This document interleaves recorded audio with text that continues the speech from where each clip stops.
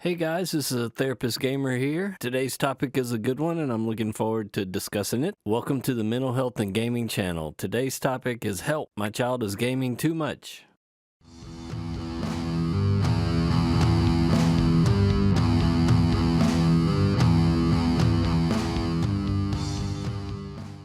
All right, I can't wait to dig into this one. It's going to be a good topic for discussion. In the last video, we asked the question, how much gaming is too much gaming? I think we have to make an assumption that there is such a thing as too much gaming. And one of the questions, probably the second most asked question that I get in my therapy practice from parents is, what do I do if my child is gaming too much? The first question that I ask when a parent asks me that is, what makes you say that your child is gaming too much? You'd be amazed that a lot of parents have the attitude that any time on a video game is too much time on a video game. I think that's probably a poor place to start from as a parent, because you're never going to win a battle if your baseline is 0 in terms of video game time. Kids will find a way to play video games. In this day and age, video games are more accessible than they've ever been. If your attitude is my child is gaming too much because they're playing video games, then you're probably starting off on the wrong foot. The question that you really have to ask yourself is your child's video gaming interfering with other things in their life that they need to be spending time with, like schoolwork and family time and household chores and that sort of thing? If there's some disruption there, unless you're noticing some kind of significant negative impact as a result of their gaming, your child's probably doing a pretty good job of balancing and self-regulating their time. If they're able to game and still make good grades and still have good behavior and still spend time in extracurricular activities, I don't worry too much about the amount of gaming that they're doing. Kids and adults need leisure. Leisure is a critical and important method of stress reduction. One of the most effective types of leisure that we have available to us, particularly as kids, is playing video games. Okay, so let's assume that, yes, as a parent, you've started to notice that your kids' gaming is starting to impact the other aspects of their lives, like schoolwork. One of the things that we have to take a look at is how old are your kids? If your child is an elementary school age kid, then gaming absolutely should be highly, highly controlled. I'm very much against elementary school age kids just being able to game anytime they want to. Elementary school age kids don't have the ability to self-regulate like an older kid has. So as a parent, one of your jobs is to control that. Gaming should be highly controlled for elementary school age kids, especially on school days. My recommendation is an hour or so at the very most on school days. On the weekends, you can relax that and give them a little more time to game. If as a parent you've found yourself in a spot where it seems as though you have no control over your child's gaming, you probably need to get some professional assistance. Let's talk about older kids for a bit. Older kids are a little bit of a different animal.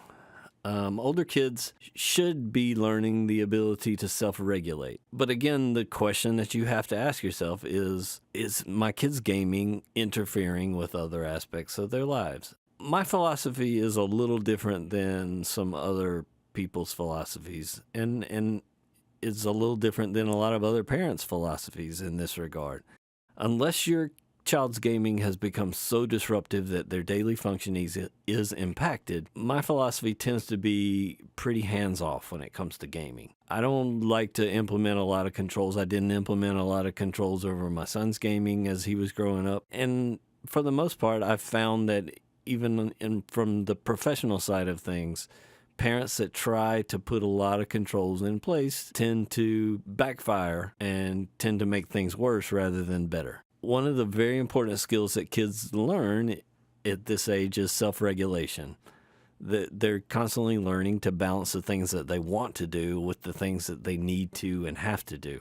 Gaming can be a great way for kids to learn how to do this. There's a few suggestions that I have when it comes to parents trying to control older kids' gaming. The biggest thing that I would recommend for this age group is I suggest using games as positive reinforcers, if at all possible, and try to avoid using them as punishments.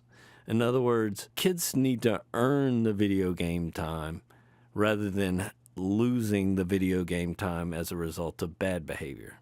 Another suggestion that I often make with parents of this age group is require a time matching policy when playing video games. In other words, time playing video games must be matched on a one-to-one basis with time in other extracurricular and pro-social activities. If you spend an hour on video games, you need to spend an hour in sports, or an hour playing music, or an hour in a club, or an hour in church youth group, or an hour playing outside with your friends, or spending non-gaming time with family. In other words, any time that you spend gaming has to be matched with time that you spend in other more pro-social and extracurricular activities. A third suggestion that I often make for parents is game with your kids. Sit down and actually spend time playing the video games with your kids. Believe it or not, kids love when parents do this. Some of my best memories when my son was growing up was the time that I spent playing Halo and the time that I spent playing things like Baldur's Gate Dark Alliance. Really good cooperative games that are easy to play with younger kids and older kids. There's tons and tons of games that parents can sit down and play with their kids.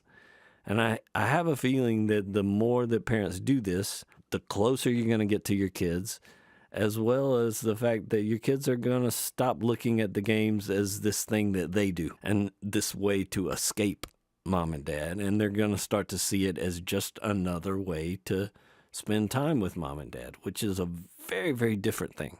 The last suggestion that I have for parents of this age group is you want to avoid turning gaming into that hidden treasure. The tighter controls you put on gaming, the more desirable it becomes from the kid's point of view. Don't force your kids to have to sneak in order to game, because they're going to do it. We talked a few minutes ago about the idea that kids have more access to video games now than they ever have before. And if they want to game, they're going to find a way to do it. It's virtually impossible to put complete control over the video game. So I suggest not trying to do that, because it also reinforces the idea that video games should be something that I sneak and go after, and it suddenly becomes that hidden treasure, that thing that I have to hide away, and that hidden thing generally becomes the most valuable and desirable thing in their life. These have been some basic guidelines for dealing with kids that may be gaming too much. Just as a review, the first question that you have to ask yourself is my kid really gaming too much? A lot of times that may not be the case. It just may be your preconceptions and your notions about gaming. The other things that you have to take a look at is the age of the child and how much control do you put over their gaming in the first place. The last thing to take a look at is the idea that if as a parent you find that you're in a place where you aren't able to control your child's gaming no matter what, then you really have to reach out and get some additional assistance and help and support. Because if the child doesn't experience some level of control over their gaming, it's very likely that gaming habit is going to snowball and become detrimental to them rather than helpful to them.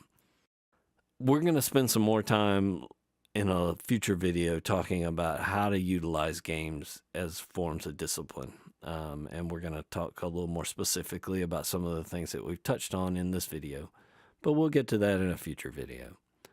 For now, this has been The Therapist Gamer, and I appreciate everyone listening. Please like or subscribe, and I hope to talk to you guys again very soon.